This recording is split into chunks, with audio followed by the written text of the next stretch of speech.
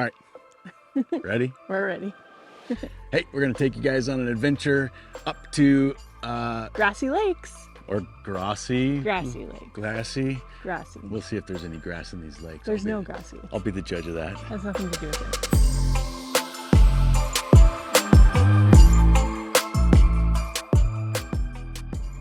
Hey, welcome to the Journey Church Online. We are an out-of-the-box church for people everywhere.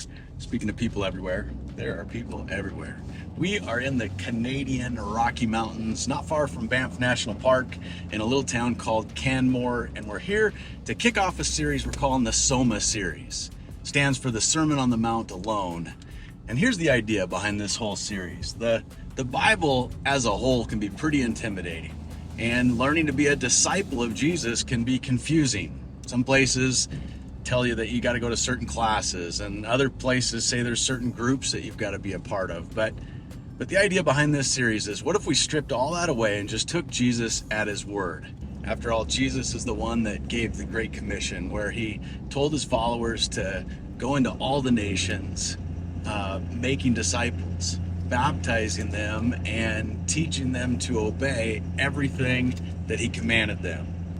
Today, we're going to take you to a cool little place called Grassy Lakes.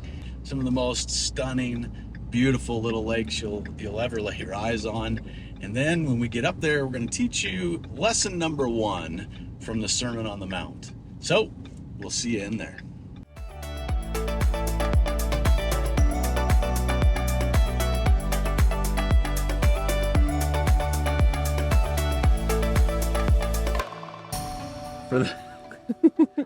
For those of you that have always wanted to come to the Banff Canmore area and try out some of these hikes, but you don't know what you're into or in for, this is a pretty cool, easy hike that is accessible to just about anybody. There's an easy way and a hard way. We'll show you both of them. We'll give you all the behind the scenes and give you a taste of what's really close to town. Canmore downtown is maybe 3 minutes away.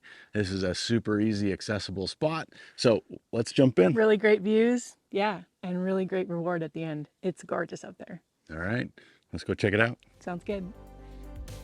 Hey, I wanted to pop in here real quick and just say hello and thanks for tuning in. We are so glad that we're able to join you here on Abundant TV and the app and the streaming platform. It is great to be a part of the Abundant TV family, and we're grateful for the opportunity. As you can see, I am not in Canada where this episode was originally filmed.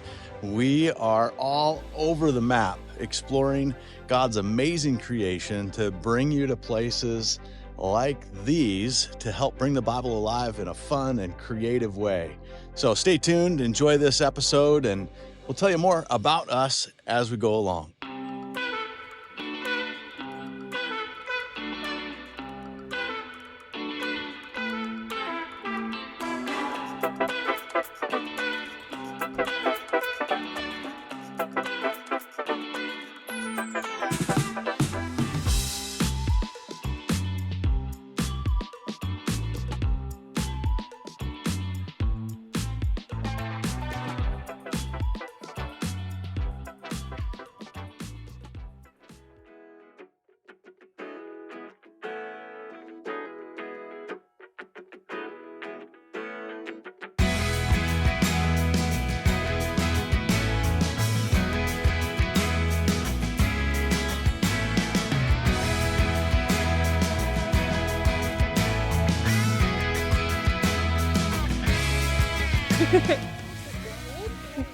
He loves hiking and he loves cuddling with people and making new friends. Yeah.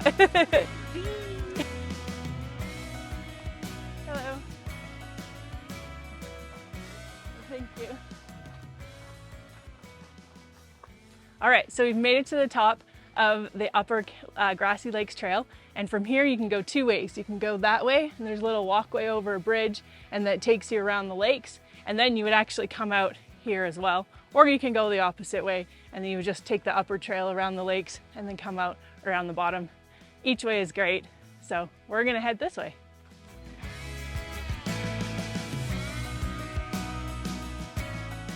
What we're about to see is Tucker go insane because there are chipmunks everywhere, one of his favorite things in the world, and water everywhere. I actually argue that is more favorite than chipmunks. Definitely. So we're gonna keep him on a leash, see if we can keep him from befriending all the chipmunks and swimming in the lake. Let's see how this goes.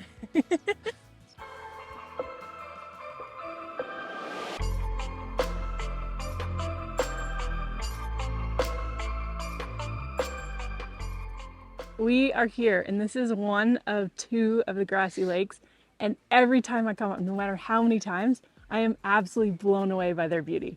It just, there's just something about them. The colors, the clarity, just the way they're shaped, everything. It's just so cool. So we really hope that we can capture all of this and just really pique your interest to come and see them yourself.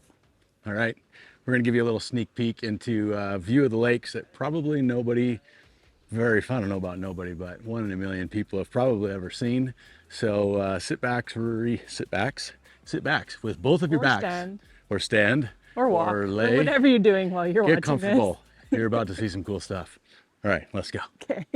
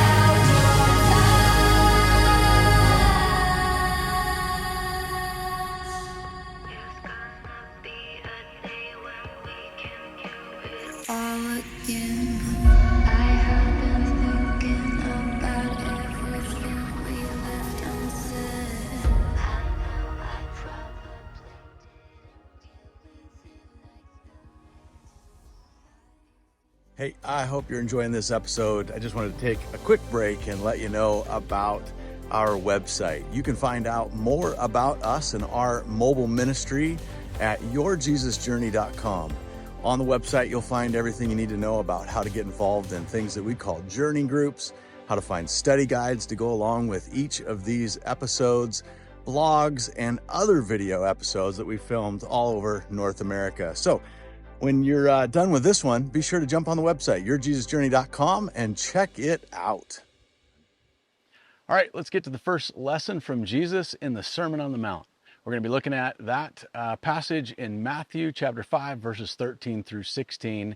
And here's what he says. You are the salt of the earth, but what good is salt if it's lost its flavor? Can you make it salty again? It will be thrown out and trampled underfoot as worthless. You are the light of the world, like a city on a hilltop that cannot be hidden. No one lights a lamp and then puts it under a basket. Instead, a lamp is placed on a stand where it gives light to everyone in the house. In the same way, let your good deeds shine out for all to see, so that everyone will praise your heavenly Father. Well, this one's pretty straightforward. Jesus draws on two common items that everyone around him was familiar with: salt and a lamp. And then he basically says, listen, here's a couple of everyday items that all of you use and you all know how they're supposed to work. Salt is supposed to be salty. A lamp is supposed to provide light.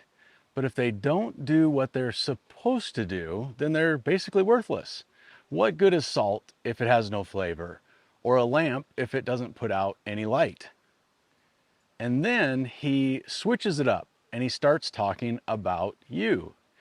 And he says something like this: you wouldn't light a lamp and put it under a basket, would you? No, you'd light the lamp and put it somewhere that it would light up the room so that everybody around you could see. Jesus says that he wants you to use that same kind of intentionality to let your good deeds shine out for all to see so that everybody will praise God. So I guess the real question is what kind of good deeds, these things that he wanted us to do, what kind of good deeds did Jesus have in mind? Like you, I can think of all kinds of good things to do at any given time, but are they the right things? That really matters to me, and I think it probably really matters to you.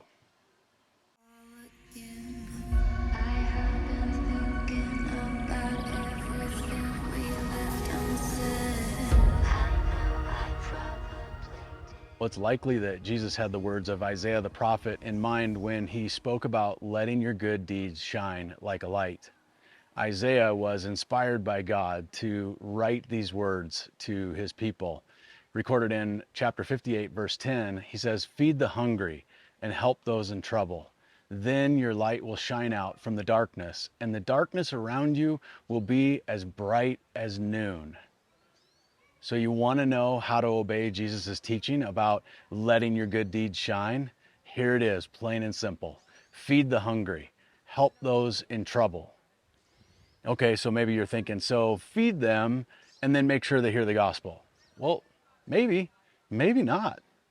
Well, help people, right? And help them, when they're in trouble so that you get a chance to tell them about Jesus and invite them to your church. I mean, maybe not. These are the kinds of things that people tend to do all the time. They overcomplicate what Jesus actually taught. They overcomplicate what obedience looks like. You add in all these little extras that seem like the right kind of things to do, but it tends to be the extras that put a lot of pressure on people.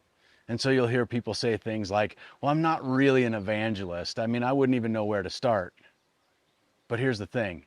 What if you just trusted God at his word and started by being obedient to what he actually asked you to do, what he actually said? Not the stuff that you add in your mind, not the stuff that your church adds on, not some program, but just the things that Jesus had in mind.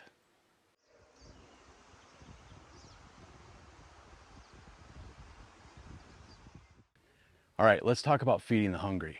What are some ways that you could be obedient in this? If you live in an area where you often see homeless people, you could do something easy like keep a basket in your car that's all stocked up with some easy to hand out snacks or bars. You're driving along in a parking lot or at a stoplight, you see somebody that looks hungry and you just offer them food. That is obedience. Maybe you could help a family that you know of with groceries once a month. Maybe you could volunteer at a soup kitchen or something of that sort. Maybe you could get on your social media and make a post letting people know how to get a hold of you if they need some food or they know of somebody that needs some food. There are so many different ways that you could get creative and think about how you could be obedient to help feed people that are hungry. When it comes to obeying this lesson from Jesus, our job is to let our good deeds shine. That's it. Well, what if they don't know I'm a Christian? Well, what if I don't get a chance to tell them what church I'm from? Here's a what if. What if we just let God take care of the God stuff and you take care of the you stuff? So one way to practically obey this lesson from Jesus would be to feed people that are hungry. And the truth is, you're amazing and you have so many good ideas. Sit down and talk to God. Ask him to help you land on the idea that he really likes, and then go for it. Okay, the other thing that Isaiah wrote about is helping people who are in trouble. To which most people go something like, that sounds messy. Like, you mean help people in jail? I mean, I don't know if I'd be good at jail ministry, or what about people on drugs? I mean, I don't know if I'm equipped to do that sort of thing. There's this amazing thing that happens with so many Christians. They read something that Jesus teaches, something simple like feed hungry people or help people in trouble, and they automatically jump to these extreme cases. The truth is this, I think it's a great tactic of the enemy to keep you from obeying what Jesus taught. After all, there really is no harm in you just going around calling yourself a Christian. The real trouble for the enemy comes when you actually start to do what Jesus taught. That's when Jesus says that your good deeds will lead people to praise God. And Isaiah said that your light will start shining so bright in the darkness that it's going to be as bright as noon in the darkest spots. Can't even imagine. So here's the thing. When it comes to helping people in trouble, maybe it means helping people in jail or on drugs, but I think it's a lot more likely that you're going to come across probably many more obvious opportunities in your everyday life to help people that are in trouble. The easy things are just keep your eye out as you go, as you drive along the road, in a parking lot. I mean, how many times have we all seen somebody on the side of the road in trouble with a flat tire or their hood up or having a car problem, and we drive right by? What if we changed our approach and stopped and pulled over to help somebody in trouble? I've got a pretty cool story about an instance that God gave me to have an opportunity to do something just like that. So last November, I was up in Banff and ended up having to leave Banff, heading south by myself. Kayla was out in Ontario helping her mom. And so I packed up the whole fifth wheel and am leaving in some pretty treacherous conditions, snow, ice. And as you leave Banff, headed toward Lake Louise, and then further out from there towards Radium, you cross over a big mountain pass. And once you pass that pass, you are into no man's land. Like, there is miles and miles and miles, maybe 2 or 3 hours where there's no service stations, no cell service. And so if you get stuck there, you're just stuck. And sure enough, I'm coming over this pass with the big fifth wheel, not easy to pull over. And I see this car on the side of the road that is broken down. And as I get closer, I can see that there's stuff spilled out from all underneath the vehicle. And I kind of made a split decision thinking I should stop, and then I thought, no, look what I'm driving. There's no way I can get off on the shoulder. It's going to be dangerous. And so I just was like, I'm not going to do it. I just made this decision real quick. And as I got closer to the car, I could see that it was a single lady by herself, and she was visibly distraught. I could just tell she was shook up as I drove by real slow and looked.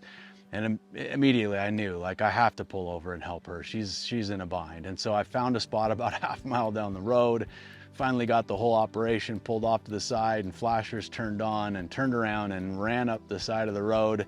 And as I got closer to her, she got out of her car and started walking to me, and I could see she was just shook up. She was freaked out. Her car blew up, motor blew up. There was stuff spilled all over the place. Like, it was done for. There was no fixing it. And a few minutes of talking, and she started to calm down and told me about what she was doing. She was getting ready to go on this big trip, and something that she and her boyfriend had planned for months, to go to Moab mountain biking. And she had all this stuff, his mountain bike, all his stuff. She was going to meet him down in a town a couple hours away. And so I just said, hey, I happen to have the room, and I'm going the direction you need to go. So let's get you in the car and get you on your way, and we'll try and figure out what to do with your car when we get down to a town. And so she jumped in. We had a great ride all the way down to the town she was headed to, learned a ton about each other, shared all kinds of fun adventure stories. She's a mountain bike guide, and so I like to mountain bike, but I'm brand new to it, so it was fun learning from her some of her ideas and tips and learning some lingo. And we just had a great trip. And we got down to her boyfriend's place. I helped her pack all of her gear up into his garage. And as we walked out, she kind of came out and just kind of looked at me with this just gratitude look all over her face, and she gave me a big hug, and she just said, you know, I just got to tell you, like, I was on the side of the road and I was just so shook up, and all I wanted was my dad. I just wanted my dad to be able to come by and help me, because when I got car problems, my dad always bails me out, and along you came. And she's like, it was awesome, because it was like you just were able to step in and be my dad. And she said, I just want you to know, on behalf of my dad, he says thanks. He doesn't even know yet, she said, but he's going to be so grateful that you were able to step in and be him for the day. Man, that's it. That's really it. Like, how awesome is that? That's what God wants us to do. He wants us to take advantage of these opportunities to help people in trouble and just stand in for him.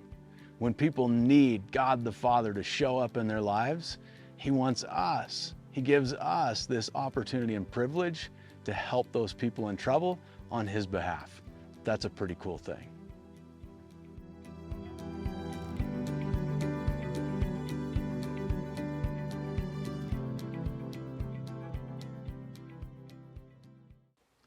So, lesson 1 from Jesus in the Sermon on the Mount is this: be who you're supposed to be. Do what God wants you to do. Otherwise, you're really no different than unsalty salt or a broken lamp. and keep it simple. Start with things like feeding the hungry and helping those in trouble.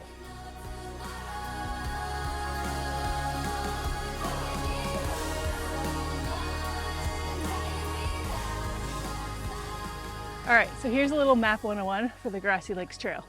We do know that maps are all situated to face north.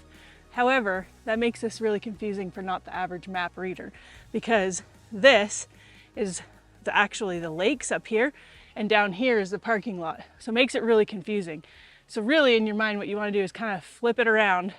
And so this is the way we came up, the Upper Grassy Lakes Trail. So if you're coming from the parking lot, you want to stay to your right.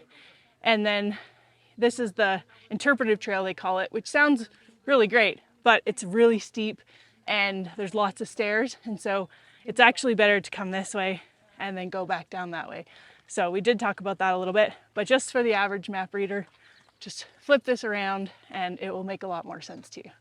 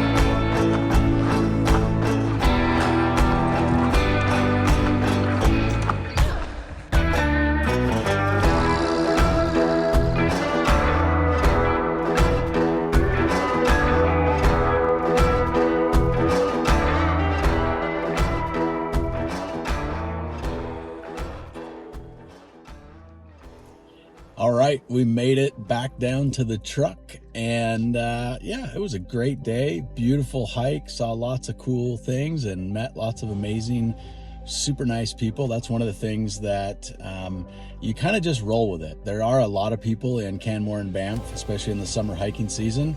You're going to see people, and you can either be the kind of person that's friendly and just gets along with people and is interested in all the different places people are from and make the best of it, or you can be annoyed by all the people. And if you're the type of person that is annoyed by lots of people, not probably the right place for you to go on vacation. Come on the off season. Definitely have to get creative and come on the off season. So that being said, we met lots of great people. It Really was a cool great conversations. day. Yeah. And yeah, we had a fun time. So we're gonna go track down. One of the people that we met is watching this right now. Oh, that could happen. If you are, drop a comment. We'd love to connect with you. Yeah. Hey, we're gonna go track down some ice cream as a reward. There's a little secret, not so secret, well-known local thing. It's like what is it called? Ice cream bus. Very original.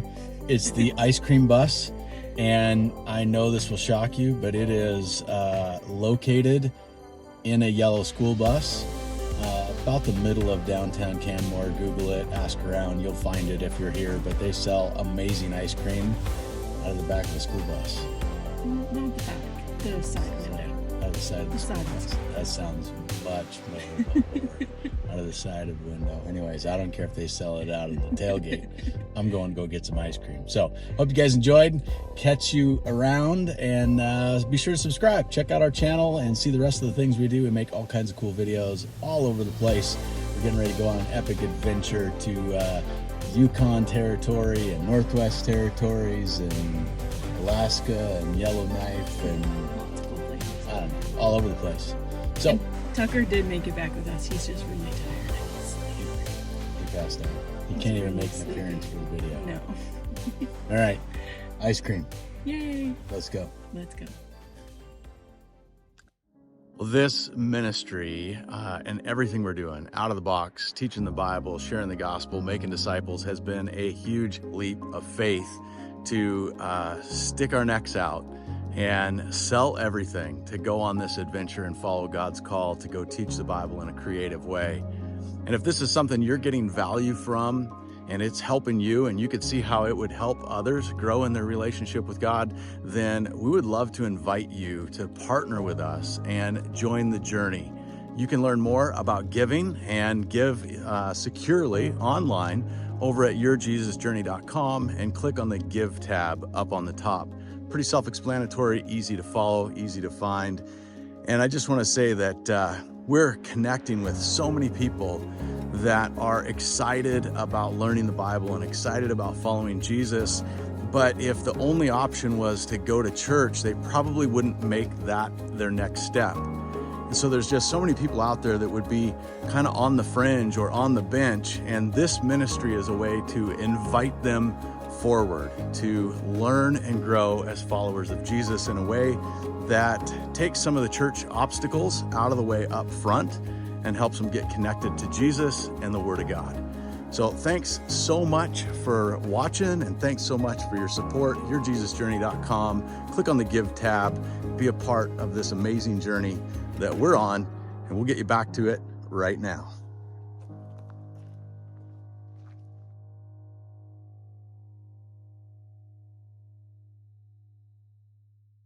So, rather than take the boring old trail through the woods, that's seemingly safe and low, well, I don't know about well marked, but lower risk, we decided to traverse the face of this shale covered cliff because, you know, it seemed like a good idea.